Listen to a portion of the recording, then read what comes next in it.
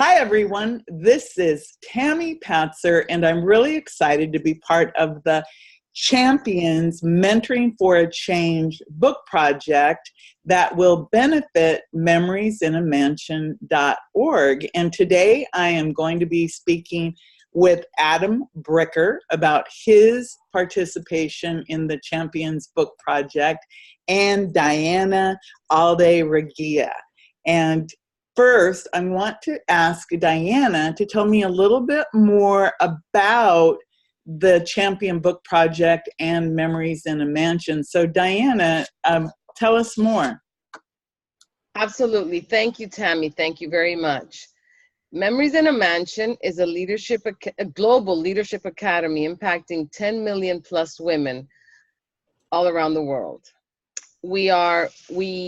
We're an in-house extended program where they work on personal development, on public speaking skills, business skills, self-love, self-care, hygiene. They regain their power by knowledge, learning how to function self-sufficiently in the world. We're helping young women aging out of foster care, victims of trafficking, and domestic violence. We're giving them, some people ask, why a mansion? Why does it have to be a luxury venue? It doesn't have to be, but they're used to traveling around with a plastic bag with all their belongings. They have no place, no home. They've never had the audacity, I guess, to think they belong in a place like that. I want them to create a new norm that they belong anywhere, that their voice matters, and they can make anything they want happen in their lives. I want it to be a new norm. So tell me more about the Champions Book Project. How did that come about? Champions Mentoring Creates Change is a book of people overcoming their challenges. It's a compilation of a phenomenal group of people all in our network. You're one of them. Adam is also in the book. It's how they overcame challenges. We all have them. None of us is free and clear. If not, we don't grow. That's how we go from one part of our lives into the next, by crossing all these obstacles, all these challenges, and learning.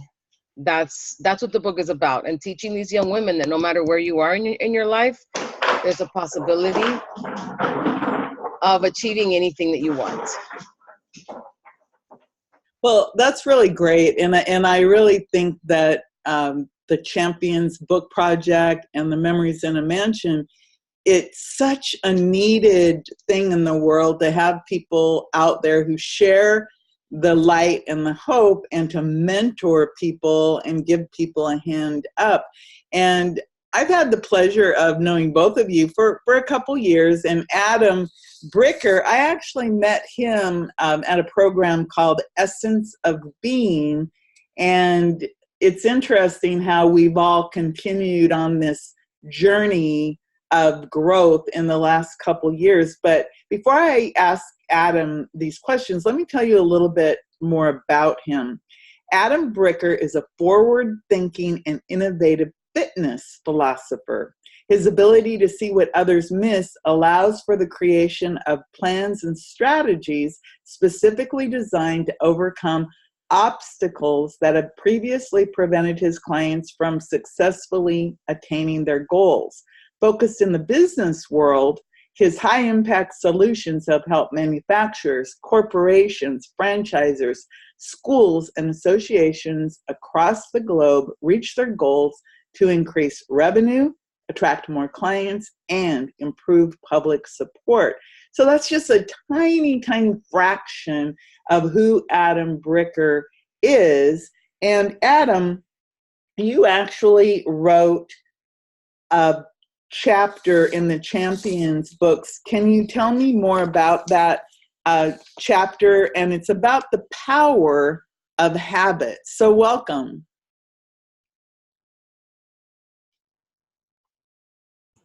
Well, thank you so much. I appreciate that great introduction. I'm happy to be here and so happy to support this champions effort. And just like Diana was saying before, I'm all about creating new norms.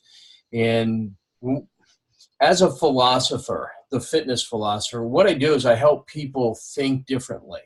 And unfortunately, a lot of education, it doesn't teach children how to think. It teaches them what to think. It tells them where to stand in line. It tells them what to do. And then when they're faced with making decisions as adults, they don't have that foundation of thinking, of decision making that's that things are built on. And you mentioned EOB, and that's where we met. And a lot of these discoveries came through processes like that. Most people don't know what a habit is.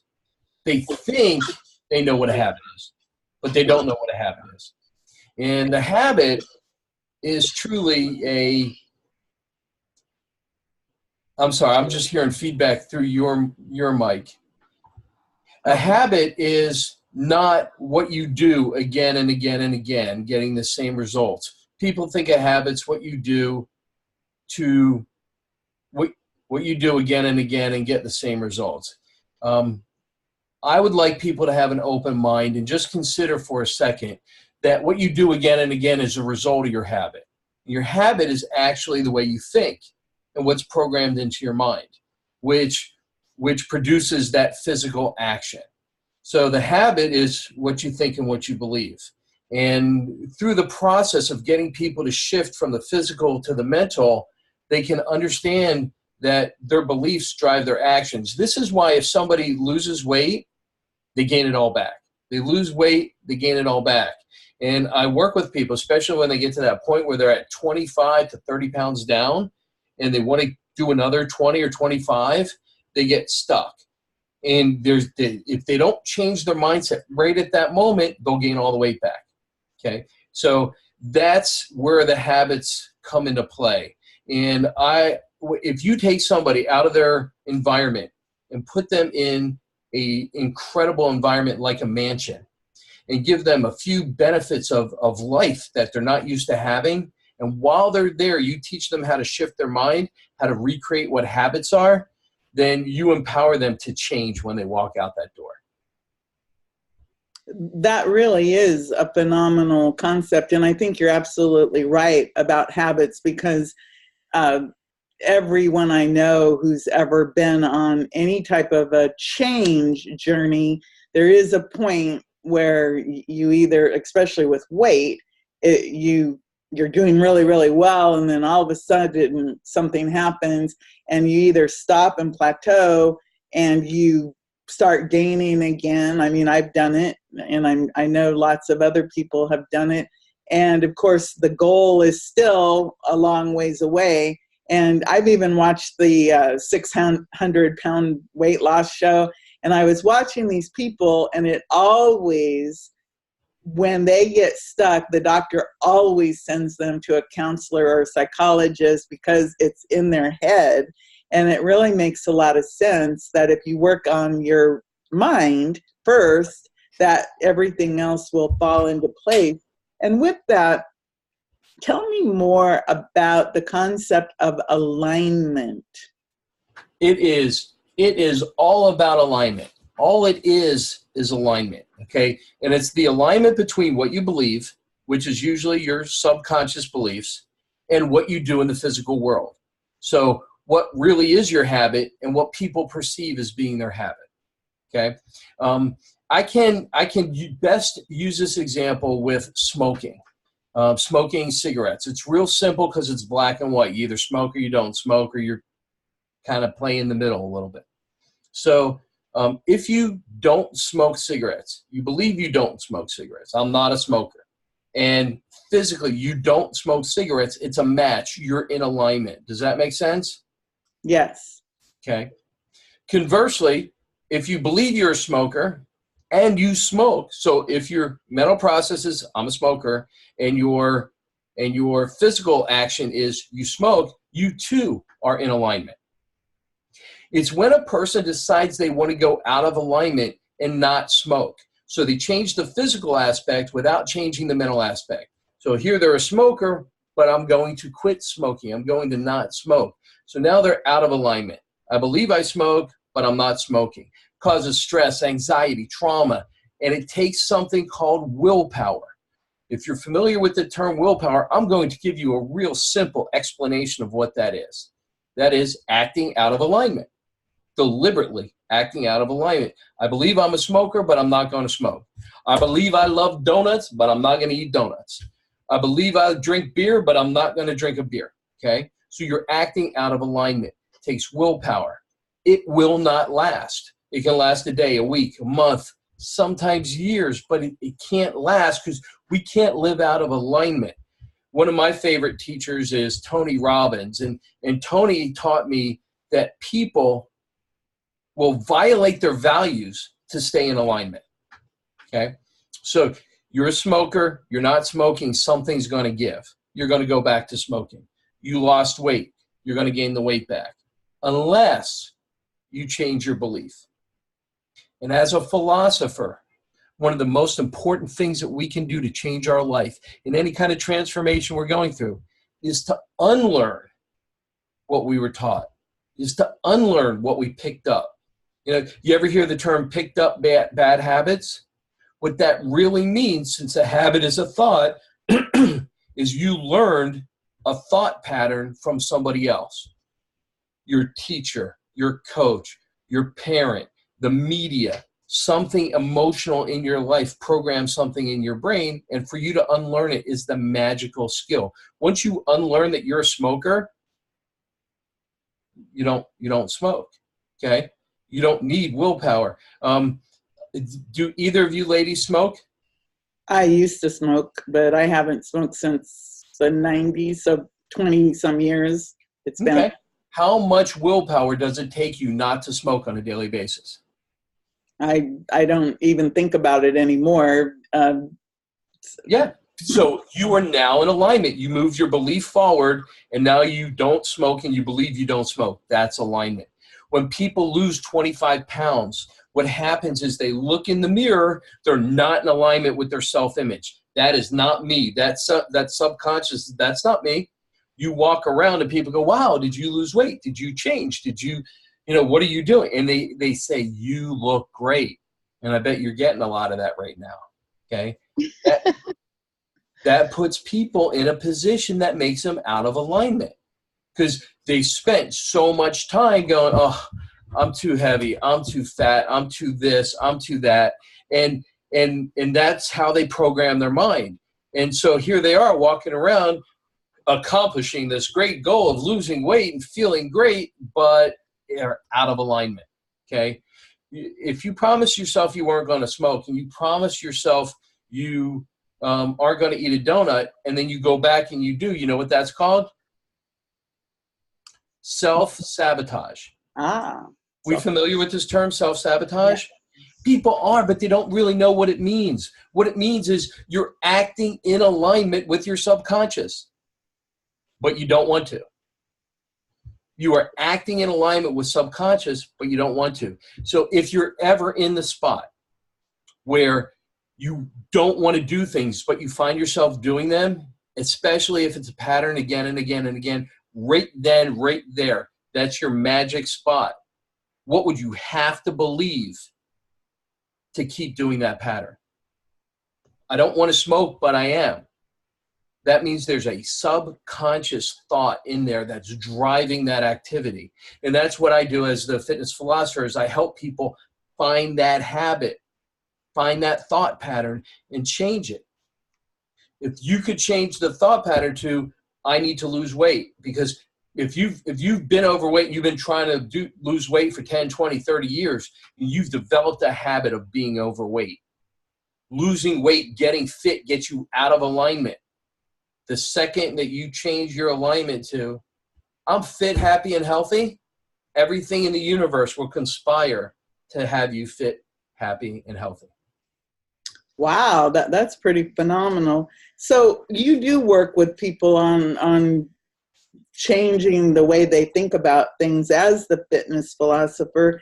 So you mentioned weight. And so when you're thinking about weight, the big question is, what weight are you supposed to really be losing? And that's great. This is my number one tool as the fitness philosopher, because I want to lose weight. I want to lose weight. People don't understand what weight there is to lose. So they're programmed in this pattern of thought belief. They're programmed in this pattern of uselessness, of drivel. There's a lot of people in America that will walk around and say, "Hi, how you doing?" without any care in the world of how you're doing. So the same thing with I want to lose weight. There's only a few things that compose weight in your body. There's bones, there's muscles, there's fat, there's water, okay? There's not that much more. So what do you want to do? Do you want to lose weight in your bones? No. No, people do. We've witnessed people lose weight in their bones, and they start bending over, and they look frail, okay? We want to be strong. Do we want to lose weight in our muscles? No. Probably not. Everybody knows muscle weighs more than weight. I'm sorry. Muscle weighs more than fat, okay? So some of these tricky weight loss programs work you out in a way that destroys your muscles. They guarantee you're going to lose weight on the scale, and you do. It's just you're not going from fat to fit. You're going from fat to flabby. I think it's a horrible thing in this country, and some companies should be shut down. However, we're not going to mention their names on this call. Okay? It's a strategy. So if you want to lose weight, you can eat and exercise in a way that'll shred your muscles, and your scale will go down, which is living proof that losing weight isn't the answer. Okay. Now, the thing in the body that most people want to lose is fat. Okay. And losing weight is a bad thing in the mind because it hits your targets and your emotions and the things we've been talking about. People try to replace it with releasing weight or some other kind of thing like that. And it's the same thing. Really, what you have to understand what fat is. Fat is simple. It's a biological tool. It's stored energy. It's the energy from the food you already ate. It's in your body. It's waiting for you to use it. Okay? If you put gas in a car, how is that fuel released? It's burned. Okay? And it has that, the carbon dioxide comes out the back. If you put wood on a fire, it's burned. So what do you do to use the fuel that's in your body? The fat. You burn the fat for fuel. Okay? And there's certain ways to do it. And, there's certain diets that are specifically designed to leverage the fat for energy. Okay? So you get more energetic, you get more muscle, you burn off your fat, so you get leaner, thinner, and stronger. It's just the best way to do it. But if you just want to lose weight, oh, by the way, I could work with somebody, especially women. They can be 2 sizes smaller. Their energy can be through the roof, and they can be leaner and curvier and look like they've lost 20 to 30 pounds, but really on the scale, they've lost 5. So that's a mindset that they have to be prepared for. It's not about losing weight. It's about taking control of your body and your mind and creating what you desire. Wow, that's a phenomenal thing to look forward to. You also talk a lot about a concept, ready, set, go. What does that mean? Yeah, that's the way we do the work. Ready. People, I'm ready to lose weight. Okay, I'm ready to lose, which pretty much means I'm tired of getting fatter. I'm frustrated with myself. I'm fed up. I'm ready to lose weight. So when they're ready to lose weight, what do? They take action. They join a gym. They start a diet. They take action at ready. Bad philosophy. So if you were watching a running race or participating, I don't know if you guys are runners. And no, okay. So we're watching the race. We're watching the Olympics, okay? And the runners come up to the starting line, and the starter yells, "Ready!" If they start running, what happens? They're off mark. They normally fall over. No, they get disqualified, right? Yeah, they're disqualified. The race stops. They're disqualified. Now, in some of the races, they'll give them a second chance. You do that twice and you're out. Okay. But they literally stop the race to start again. So if you are starting a diet and you're ready and you move on ready, you go too soon. You burn out and you don't have everything set up. Now, get set. So the way it goes in the race is ready, set, go. So people hire me as the fitness philosopher when they're ready to lose weight. But then we take time to get set. Okay? Now, how do we get set? Do we figure out what the right exercise plan is? Yes, of course. Do we figure out what the right diet is? Yes, of course. But we get set in the mind. We understand how you respond to success, how you respond to failure. Okay? What's the number one thing that shuts down a diet when people start when they're ready? Success. Success. Oh, I need to lose 50 pounds. I'm tired of this. I'm going to start on a diet. I just can't. I don't fit in my old clothes. I got to lose weight. So they start on a diet. Okay. They lose 5 pounds. They lose 10 pounds. And if they stick with it, they lose 20 pounds. Now they start fitting into their old clothes. Now they start feeling better about themselves. They don't have that desperation of being 50 pounds overweight because they look better than they have in a while. They're trending in the right direction. So what do? They loosen up the reins. They loosen the pressure and they loosen up the reins. They're not set. They're not prepared for that level of success, that middle level. Okay. So what do? They slack off a little bit. They let a little thing in. They let go of their willpower a little bit. And guess what happens next? They keep losing weight because they have momentum. Okay, so their body metabolism has sped up, and so they do that again and again and again. All of a sudden, they're gaining weight back. Success is the number one thing that shuts down the beginning of a diet program. So I teach people how to get set, how to have the right things in the cupboard. If you say, I am not going to eat donuts, I am not going to eat donuts, I am not going to eat donuts, guess what shows up in your life? Donuts. Donuts! The opportunity to say no to donuts.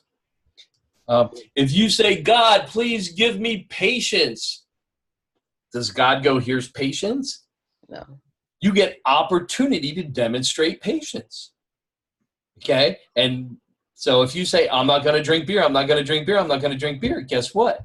What shows up? Opportunities to drink beer. You know, a quick little example. I decided to cut beer out of my life when I was in my original weight loss process that was successful, and I saw it all the way through. Not going to drink beer, not going to drink beer, not going to drink beer. Go to a sushi restaurant. Small little place, only had about 12 tables in it. My date and I are sitting down at the table having a wonderful time. Party of 6 comes in. The only 2 tables left are on both sides of me. Would you guys mind moving over to one table? Yeah, we'll move over. Sure. Okay. They sit down, they're all having fun, they get their drinks, and all of a sudden a beer is put on my table. Hey, that's from us. Thanks for moving over. It shows up. Your resistance to it, your preparation, your being set is wonderful. That's the key. And once you're set, that's when you go. And for me, it usually takes 2 to 3 weeks to get somebody set. And when they go, they push through all the plateaus because they're prepared for that. And that is ready, set, go. Wow, it is a lot bigger process than I think most people realize. And weight is such a good example because we all have to eat. You know, smoking is something that, you know, you can live without smoking, but you have to eat and to live. So it's a whole nother dynamic. And I think you're absolutely right about that concept of success. Actually, you know, oh, I'm successful, and then you let a little thing go in, or some stressful thing happens, and it's almost like, oh, you know, you revert back into something. Oh, that's really a phenomenal conversation. I could talk about this all day long because it is a personal interest. So if somebody wants to talk with you and connect with you, what's the best way to do that, Adam? So for me, I use a really simple piece of modern technology. It's called the Easy Card. And if you were to pull out your cell phone and text the word fitness to 64600, it would download my card. If you want to go there the old way, it's easycard.com/fitness. But just sending that word fitness to 64600 gets you into my online portal, and you can see everything fitness philosopher. Wow, that's really phenomenal. And I love technology because just like our conversation today, where we're able to have, three of us on this call at one time and record it and have the video, and then you've got the great easycard.com/fitness, or you can text it, and make sure that you send me that, and I'll make sure that that is in the show notes so people can easily contact you. So Diana, I wanted to ask you a little bit more about Memories in a Mansion, and I understand that you have a big event coming up also. Yes, we do. Yes, we do. But I wanted to reiterate something Adam said that has worked for me and may work for someone else. What does it take to? And whatever it is that follows in the situation that you're in. That has worked for me on numerous occasions, and I thank you, Adam, for that trick, for that tool. It's not a trick, it's a tool. You are welcome. Yes, and we are having an event. We're having an event August 1st. It's a book launch, fundraiser, and letting the world know that Memories in a Mansion is ready to go. It's August 1st from 7 to 10 at Villa Woodbine with Chef Bill Hansen catering the food. And we're super excited. We can't wait. And it's been a long time coming. So how can people find out more about Memories in a Mansion? They can go to the Facebook page, Memories in a Mansion, TM as in trademark, and they can find the events there. They can also go to memoriesinamansion.org, and they can also email me at Diana, DIANA, at memoriesinamansion.org. And I'd be happy to have a conversation. Well, great. Memoriesinamansion.org on Facebook, Memories in a Mansion, TM for trademark. And I think that just sounds like a fabulous opportunity to find out more, and also the book signing, and it sounds like a fabulous event coming up on August 1st. So Adam, before I let you go, do you have any last comments you wanted to share with everyone? Absolutely, and I thank you for this platform. I want to let you know that you mentioned technology. The power of habits is an ancient technology. It's what humans are built with, and it makes life easier when we want to. The problem is we're not taught how to use habits. So if you want to take a moment to understand that the power of habits, making things easier, putting parts of your life on autopilot, when you do them deliberately and they give you the results you want, we call those good habits. Anything you call a bad habit that you want to break, that's something that's probably programmed in from somebody else. And once you take ownership of it, you can get rid of it and change it easily. So you need to take control of your own habits so that you can change them if you want to change them, or add good habits in. So it all starts up here in your mind. I think that's my big takeaway, is it's not necessarily about what's going on in the rest of your body, because it's all up here first, and then your body follows with that. You absolutely nailed it. The mind is the cause. What happens in the physical world, that's the effect. Wow. So I think that your chapter in the book, The Power of Habits, is going to be one of those ones, a must-read chapter. But every single interview that we've done so far, I mean, the people are so phenomenal, and the messages and their missions are so big and great. So Diana, congratulations on, bringing all of these people together in support of Memories in a Mansion. Do you have any last thing that you'd like to add? Yes, Tammy, thank you. And women are approximately half the population, the world's population. And they're not taken care of, and we don't take care of ourselves. Imagine if we help one woman,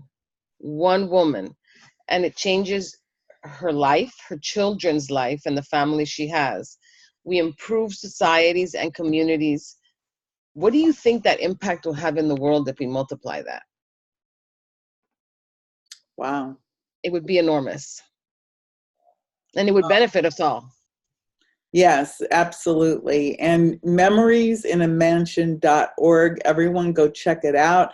Adam Bricker, thank you so much for sharing the fitness philosopher concepts about good habits. I really appreciate that. Thank you. And thank you, Diana. You're welcome, Tammy. Thank you. This is Tammy Patzer. Go make it a beautiful day.